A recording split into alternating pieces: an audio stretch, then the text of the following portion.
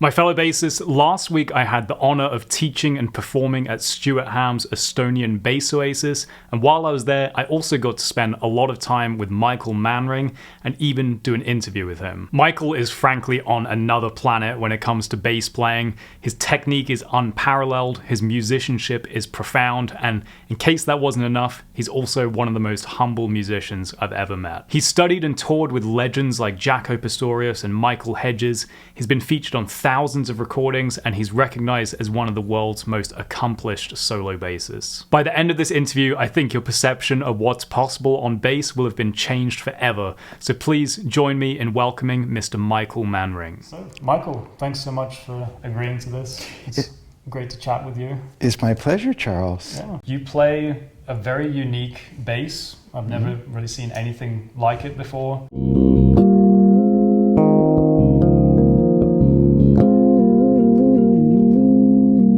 Fretless, and it has 4 detuners on the headstock and 2 at the bridge.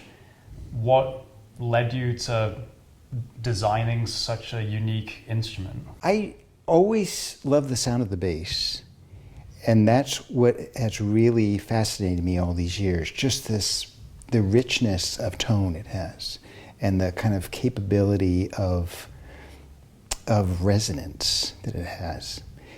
And it is kind of an unusual instrument in that it's acoustic electric, it's not an electronic instrument. And because of that, there's certain things it can do. One of the things about the bass is that it has a completely different history from most instruments. Most instruments start out as acoustic instruments, and acoustic instruments by their very nature are fragile. Because you're using the soundboard as the amplifier. Sure. So the more the soundboard is vibrating, the louder the signal. Yeah. And so virtually, almost all acoustic instruments are made to be as loud as they can be because, they're pretty quiet if you want to play them in a big room. Yeah. Electric bass, not so. It was always meant to be amplified in another way. Right. So compared to other instruments, it's really very, very strong. And because of that, you can tune it to anything. And I realized this when I was just a little kid, when I first started, and just got fascinated by all these different sounds. How old were you at that time? I started playing when I was 9. Okay. And as soon as I got my bass, I started changing the tuning on it. Okay. Because it just seemed like, wow, that's cool. What does that do? Yeah. And every time I did, there seemed to be new kinds of sounds and resonances that occurred, and that's what really excited me then and still excites me the same way now. Okay. 50 years later. Yeah.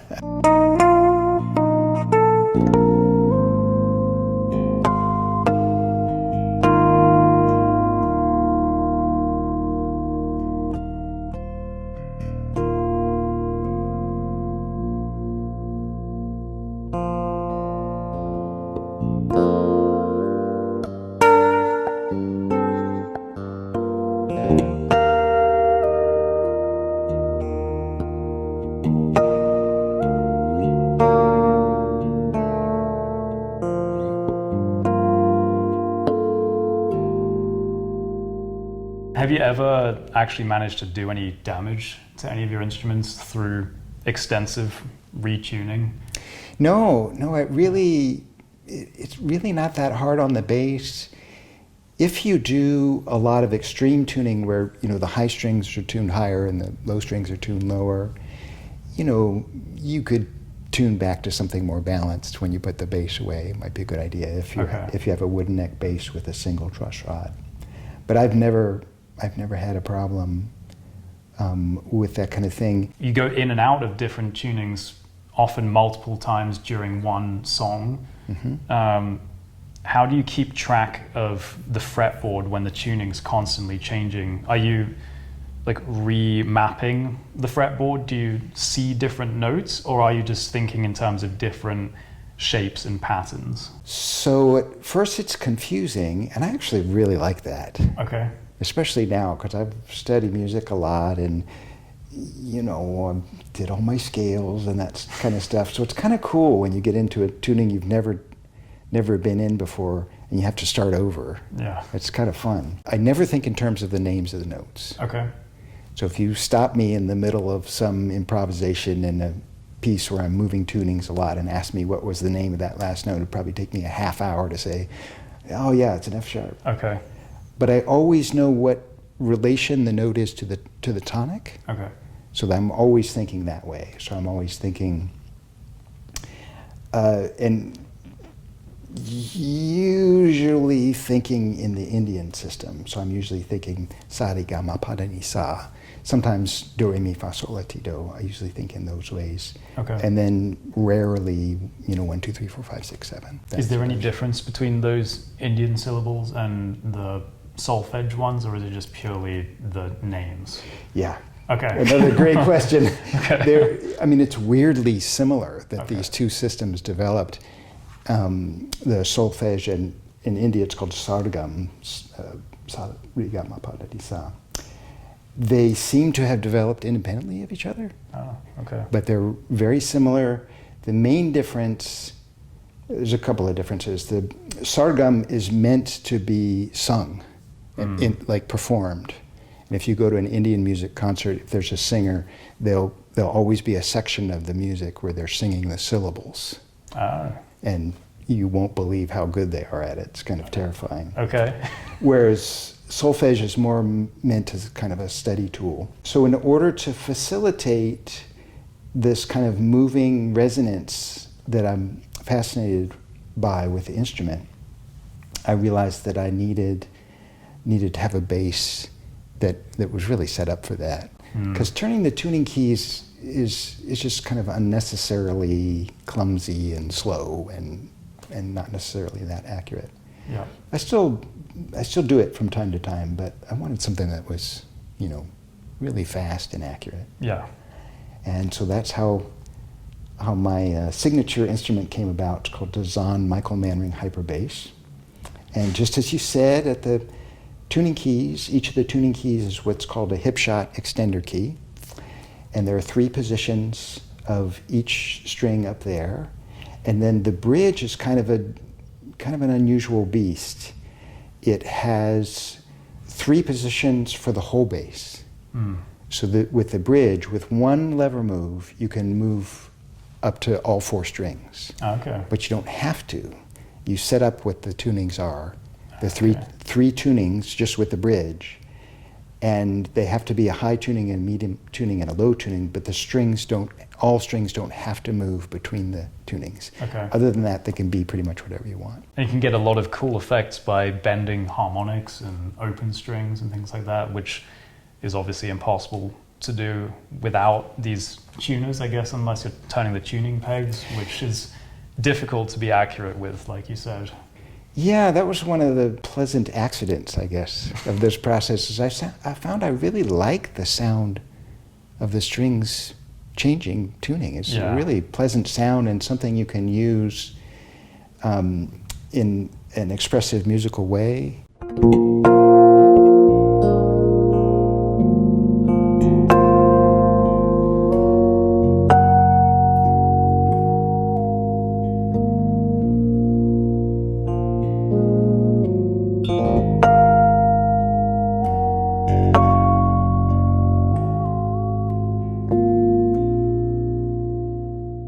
In Indian music, how you get from one note to the next note is just totally critical. It's this whole science and art of how you move between notes. Yeah. And these machines allow me to do that in a very powerful way. Yeah. I got to play an instrument that had electronic retuning, where it tuned the strings electronically. Wow. And so you didn't have to move it, you just press a button and it goes there. Wow. But the problem was, it was really slow and sounded horrible as it was moving. I mean, you kind of couldn't play the bass for a good half a second between the 2 tunings. Yeah. And so I stayed with mechanical ones. Yeah.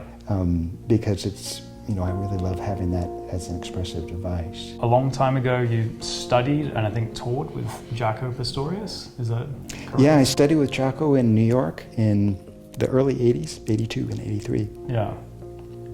What was that experience like? Were there any sort of lessons that you thought were particularly important that you learned from him? And what was the whole experience of playing and studying from him like? It was really interesting. Okay. There were a lot of great lessons that I got. Most of them were not musical, actually. Okay. Yeah. By the time I studied with Jocko, he was my hero. He was my idol. Yeah. I just, it was like an obsession.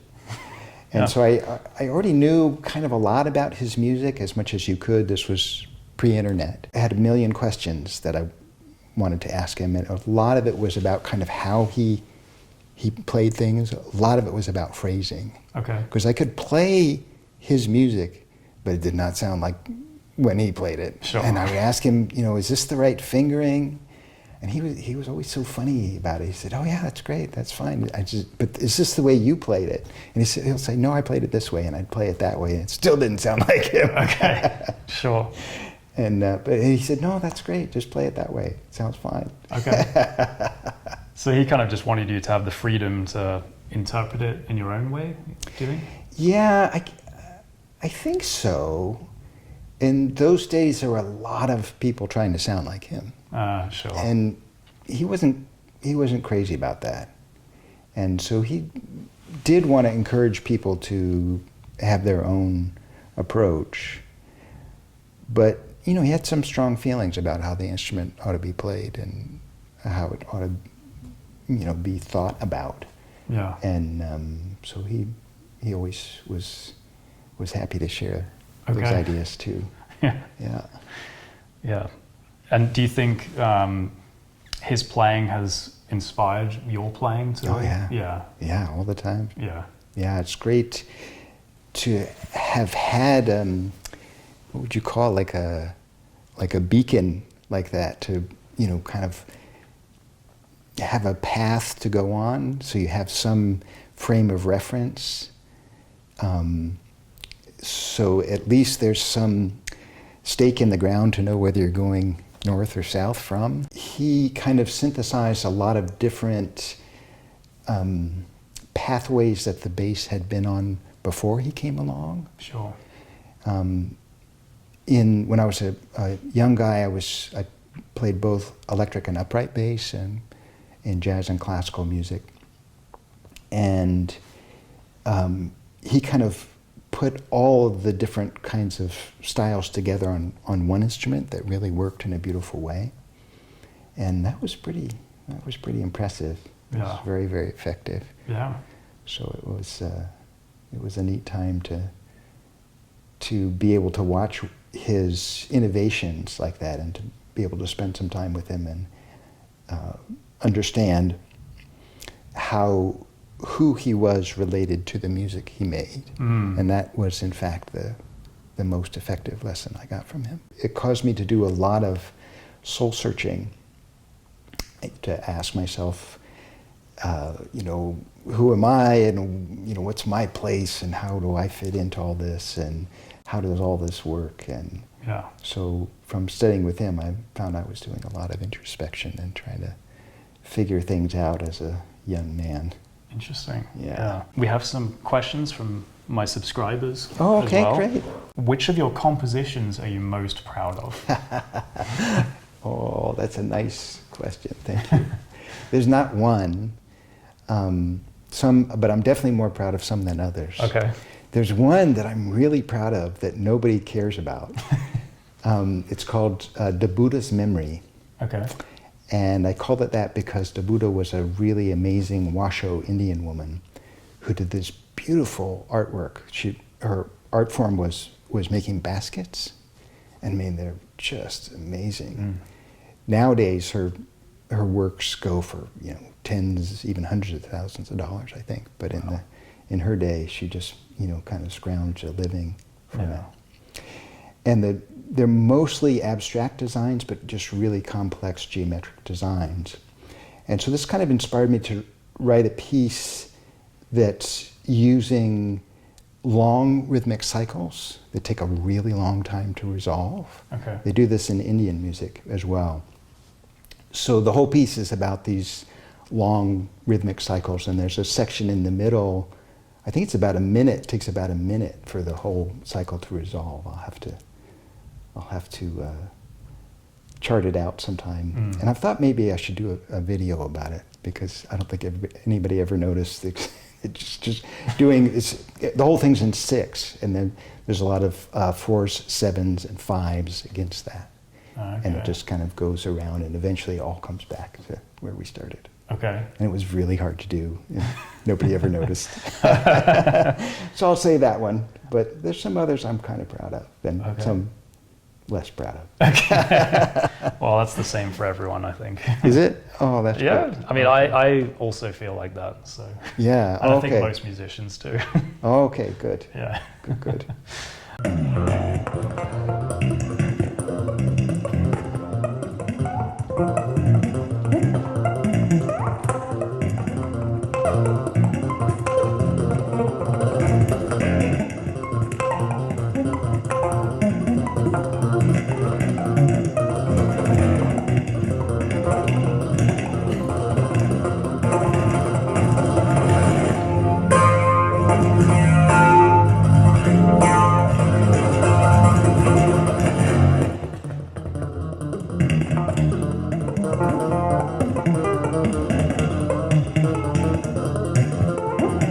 You obviously have quite a unique style of playing, I would say.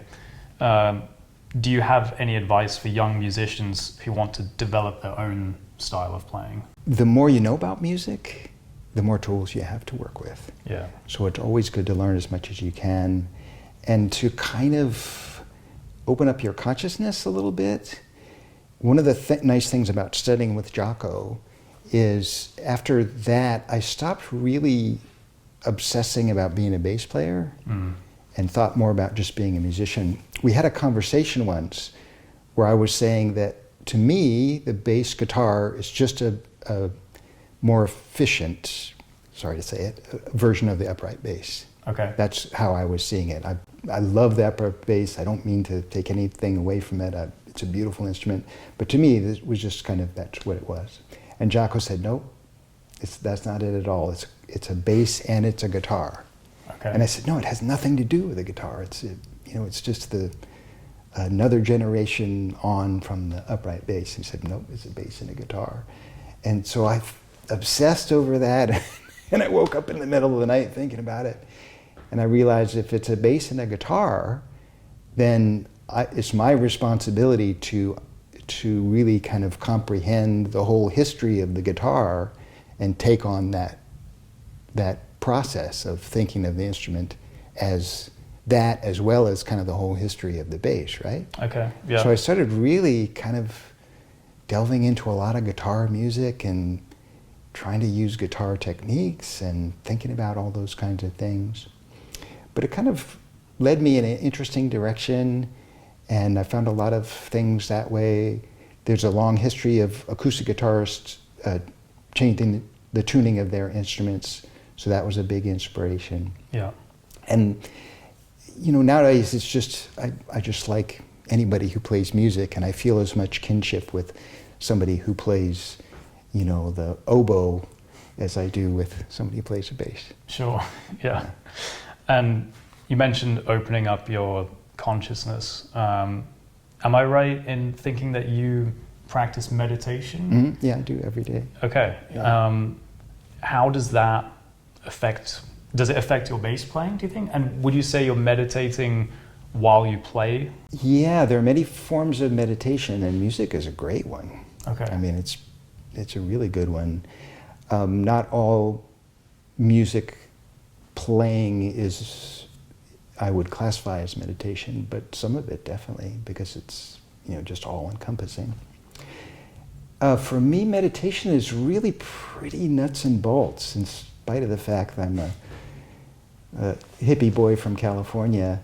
I don't really think of it so, to me it's just practical. Okay. It's just, I like the feeling of starting the day with a clear mind and starting new projects with a clear mind, and just being able to go to a place where there's just not a lot of clutter that I'm dealing with.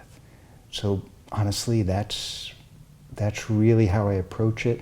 I never really had plans to become an enlightened guru or anything like that. It's just a way of making life smoother and a little more enjoyable. Okay. Yeah, so I think people often think of meditation as quite a ethereal, spiritual practice, and I guess you're saying, I mean, I don't think you're saying it's not spiritual necessarily. Absolutely, but absolutely. But you're saying a lot of it is just about sort of living in the present moment and focusing on what you want to focus on rather than getting distracted with internal thoughts and things like that. Yes, yeah, the spiritual part of it is really amazing, and if you do enough meditation, you do develop this, very different sense of self, but people know this, I think, and it's very powerful. It can have a big effect on your life, and that's a wonderful thing. But I just love the really simple nuts and bolts part of it, where it just makes the day go a little smoother. Sure, yeah. But music itself is a form of meditation as well. It is, if you're really focused, and that's a good idea in general for music. That the more focused you are, the more you can accomplish. I don't think you need to be 100% focused all the time. Yeah. But in general, that's a good place to be. And music is really good because it's a tool you can use to get into that state where I guess they call it a flow state, something like that. Yeah. Do you have any sort of simple tips for someone who feels like they need to be more focused as they're playing music? Are there any little tricks that you can use that can quickly help yourself to get more focused while you're playing? Yes, I do. There's some classic ones that you've heard about before, like breathing exercises are great. Yeah. Visualization is great. But there's one that's really good for practicing that some of my students have actually really taken on board because they said it's helped them a lot. And that's using a drone. Okay. Yeah, it's really nice way to start the practice day. You set a drone, almost always a root and fifth, or root and fifth and octave, but there's some others you can use as well. And it does focus the mind. We're starting to understand why it works, but it's a pretty powerful thing, actually. And so using drones is very effective. I usually use a looper and set up a drone on the bass and then play along with that. That's my favorite way to do it. Okay, interesting. So you get a drone going and then you improvise over that, or practice scales, or what would you do while the drone is happening? Yeah, the drone at first is just a way of helping you focus, actually. If you just turn it on, for most of us, it does help quiet the mind, which is nice, and just gets you centered. There's some pretty interesting neuroscience as to what's going on with that, but it's pretty effective. So at first it's just that, but then, as you say, it's useful to play scales along with the drone because you're actually hearing what the scale is doing. Yeah. So for instance, if you're playing a melodic minor scale and you're not using a drone, it's easy to hear yourself in one of the modes of the melodic minor instead of hearing what the notes are actually doing in the mode you're supposed to be in. Right. Does that make sense? Yeah. I mean, it can happen in any scale. So if you're playing a major scale, or let's say you want to practice Dorian, yeah, and you're just playing without a drone, you could be hearing major scale and not realizing it. So if you use the drone, that really locks you into that sense of Dorian, so you're really hearing what those notes are supposed to be doing relative to that key, which is really, really important that you feel the exact quality of that tonality. Sure, yeah, that makes sense. Have you ever gone through a period of burnout, or like you're feeling less motivated, and if so, how did you manage to get out of that? It's pretty rare for me. Okay. I'm sorry to say. No, that's I mean, I've just been passionate about this my whole life, and it's never let up. I do have days when I'll just sit down to play and it's not working. Sure. And if that's the case, I take that as a sign that I need to do something else. So, and this is an interesting conversation to have because I know you've had a very, very strict schedule. I kind of moved away from that. I did that when I was a young guy, and it really didn't work for me. Okay. You know, I was practicing as much as possible, usually about 12 hours a day. Okay. And I found that didn't help me. And so I kind of have moved more in the direction of just a few hours a day, maybe 3-4 hours tops, but really focused, really high quality. Okay. And I find that works better for me. Okay. And certainly there are days if I just sit down and it's just not working, I don't kind of get into that flow state and I don't feel good, then I think that's my mind and body telling me something and I move on to something else. Is this the best thing to do? I honestly don't know, but sure. It's what I like doing. Yeah. That's actually probably nice for people to hear because I think sometimes people assume that in order to get to a very high level of musicianship, it's just all a question of how many hours you can put in. But really what you're saying is that it's more about fewer high quality practice hours than as many hours as possible to the detriment of the quality of the practicing. It's starting to look like that really is the case. People are actually collecting data on this. Okay. And it's starting to look that way. It's amazing. There's some, master musicians that weigh in on this and, only practice 2 hours a day. People who do really amazing stuff. But there's lots of amazing musicians who practice more than that too. Yeah. So it's likely the case that there's a lot of individual variation, and there probably is some variation depending on where you are in the process of your life. If you have a full-time job and then come home and start to practice, it can be very difficult because you've already expended so much energy. So I think it depends on a lot of things, but as probably a general rule, it does seem to be that quality is more important than quantity. Yeah. That's likely. Yeah. Well, I think that's a relief for some people. But, you're not off the hook, though, because, in this way of thinking, you do kind of want 100% focus, for the time you're there. Yeah. As much as you can. Yeah.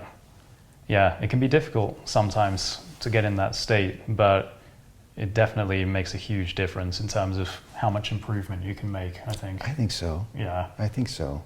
And then I think also just practicing getting into that state is actually very helpful for when you perform live as well.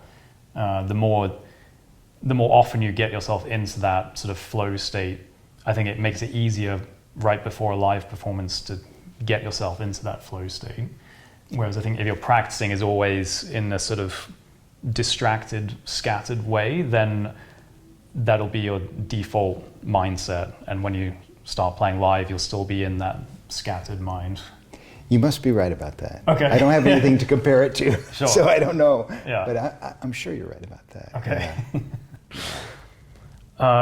Yeah. I think just the last question I have is, what is coming up for you in the future? Are there any projects that you're particularly excited about or want to tell people about? Oh, thanks. Yeah, I'm always doing a lot of stuff. I'm a bassist for hire. I've played on thousands of records at this point, and so that's always fun. I learn something from each one. A lot of people think I've never played with another musician in my life, but the solo thing is actually, for a short time it was the main thing I did, but I've always played with a lot of other people. But I have a couple new records that I'm working on now, and if people want to follow me on social media, that's the best way to stay in touch of new recordings and concerts and workshops and things like that. That would be lovely if anybody wants to stay in touch with me that way. Cool. I'm sure they will. Thank you. Yeah. Well, again, thanks so much for agreeing to this. It's a pleasure, Charles. Yeah, it's great chatting with you. Yeah, thank you. And I hope you guys enjoyed. Yeah, bye.